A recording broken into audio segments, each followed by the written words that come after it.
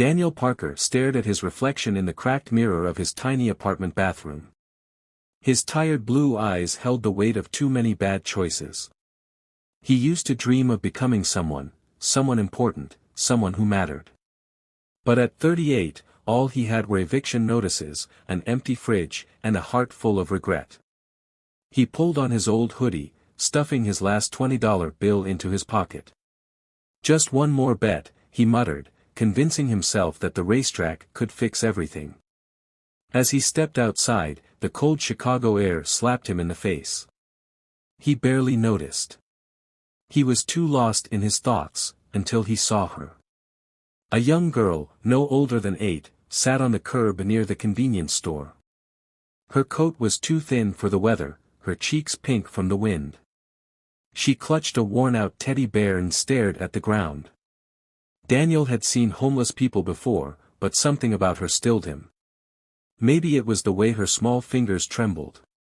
Maybe it was because she reminded him of his younger sister, Emily, the sister he hadn't spoken to in years.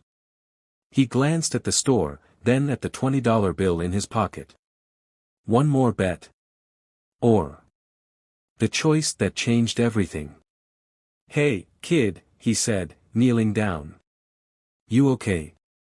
The girl looked up, her dark eyes wide with fear. She clutched her bear tighter. "I'm waiting for my mom," she whispered. Daniel's stomach twisted. He knew that look. That was the look of a child lying to protect herself. "When did you last eat?" he asked gently. She hesitated. "Yesterday," she finally admitted. Without thinking, Daniel pulled out the 20 and walked into the store. A few minutes later, he returned with a warm sandwich, a bottle of water, and a candy bar. "Here," he said, handing them over. The girl took them hesitantly, then devoured the sandwich like it was the best thing she'd ever tasted. Daniel sat beside her. "What's your name?" "Ava." "Nice to meet you, Ava. Where's your mom?" Ava swallowed hard. She went to find a job. But she said if she didn't come back by today, I should go to the shelter." Daniel's chest tightened. He knew what that meant. The mom wasn't coming back. For the first time in years, he felt something stir inside him, something other than self-pity.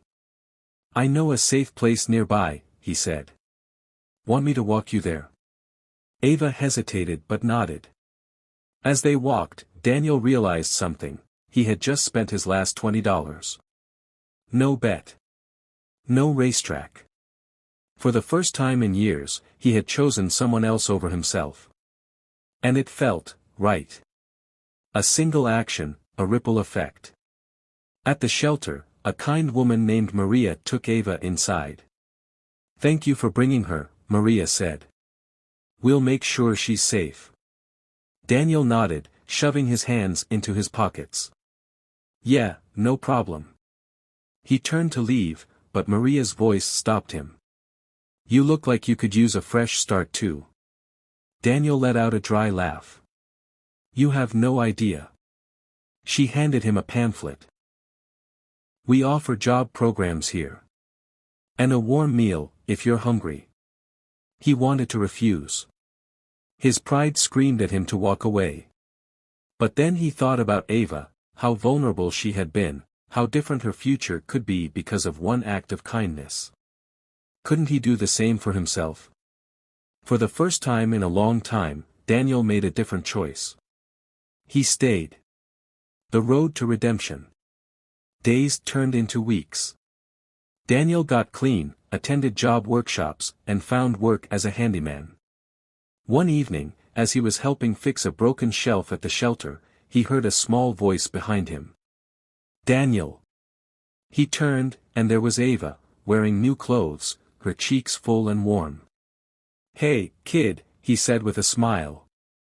"I wanted to give you something," she said, holding out her teddy bear. Daniel hesitated. "Ava, I can't." "You helped me when no one else did," she said simply. "Now I want to help you." His throat tightened. He took the bear with shaky hands. "Thank you, Ava," he whispered. The power of one choice. Years later, Daniel stood in front of a packed room, dressed in a crisp suit. Every life changes with a single choice, he said into the microphone. I was a man who had nothing. But one act of kindness, one moment of choosing someone else over myself, set me on a path I never expected. That little girl, Ava, reminded me that I wasn't beyond saving. And now, I spend my life helping others find their second chance. The audience erupted into applause. In the front row, Ava, now a young woman, smiled at him.